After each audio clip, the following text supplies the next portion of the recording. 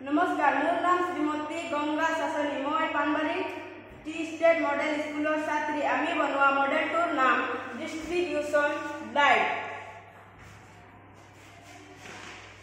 आमी जानू जे पोहर सदाय खरर रेखात गति करे, किंतु आमी ऑप्टिकल फाइबर व्यवहार करी पोहरक बेलेग बेलेग दिशत गति कराब पारो।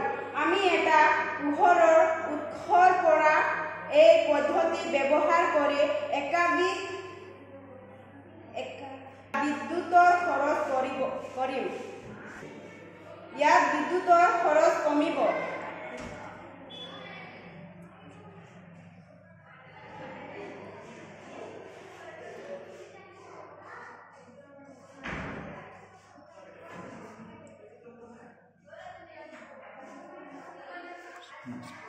नमस्कार।